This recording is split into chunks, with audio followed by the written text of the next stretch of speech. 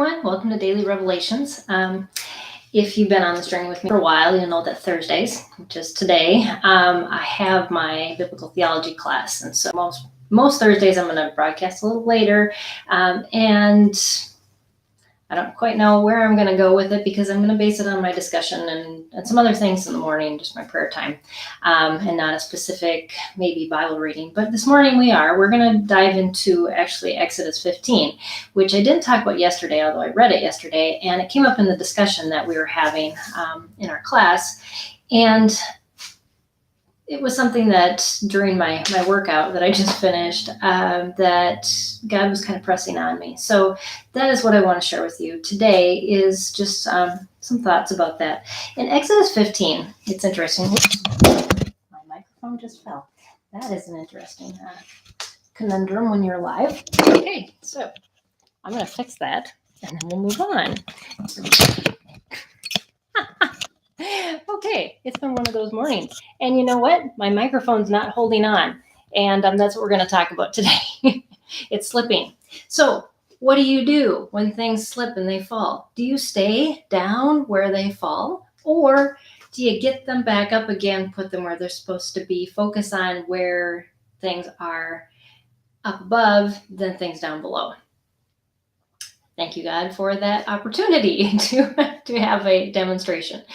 That's exactly what was happening in Exodus 15. So they just went through the Red Sea. The Pharaoh's now gone. Their enemies are defeated.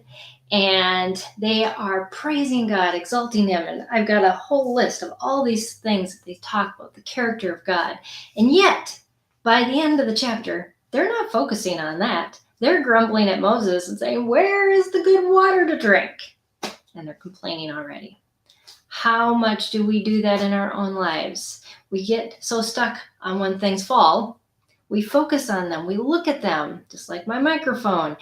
And we say, "Oh, woe is me," because this is what I'm having to deal with, instead of, I have God here now, and I can lean on Him.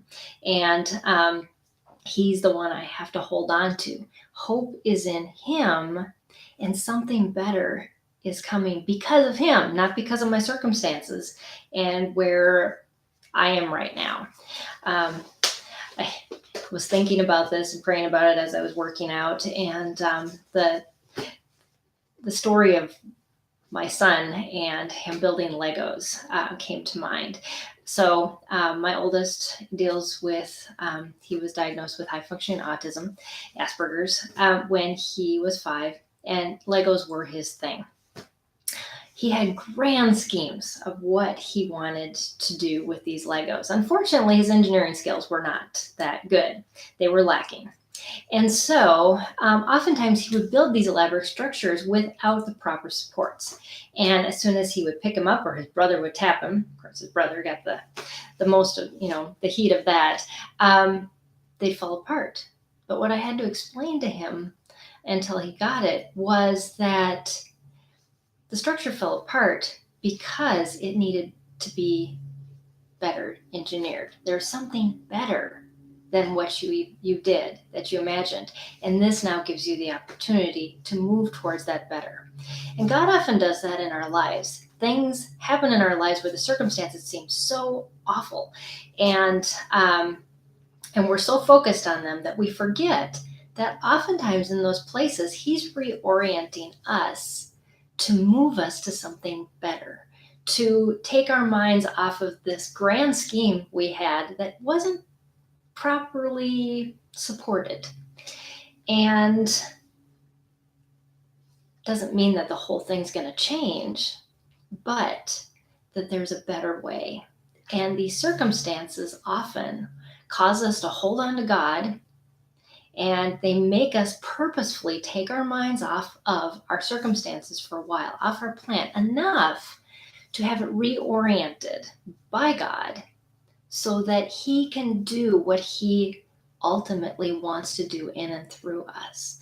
And this just came to light to me as I was working through some things. There's a project that I have been praying about for years, and I really thought, I have a plan. This is good. And then if you watch my videos on Facebook, you know that I realized that that was not the plan.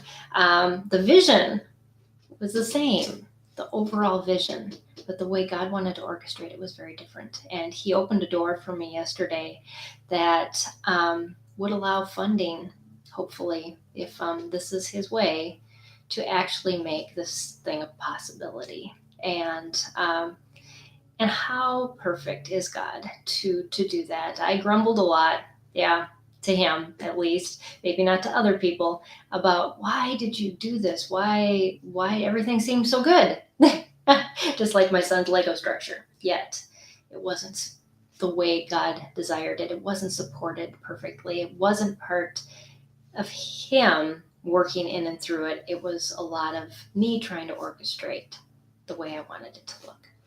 And so those things take us dying to ourselves. We have to hold on to the hope that when God gives us something, a bigger vision, like the Israelites, they're headed to the promised land. They need to hold on to God and that promise of the promised land versus this is my circumstances right now and they don't seem so hot. Yeah, a lot of times they don't. But God's hope is always good. And where He's taking us is always good. And can we take our eyes off of the miserable conditions sometimes that we have to go through, and instead of looking them as ways to grumble and complain, to instead turn our hearts to God and worship Him, because that's what He asks us to do. So I hope that's an encouragement for you today. Keep holding on to hope. God has something bigger. He has a better plan, and He's just reorienting things to make that work. And the more we fight it, the harder it is. So we just have to hold on to Him and keep trusting in His plan. So have an awesome day, everybody. I will see you again tomorrow.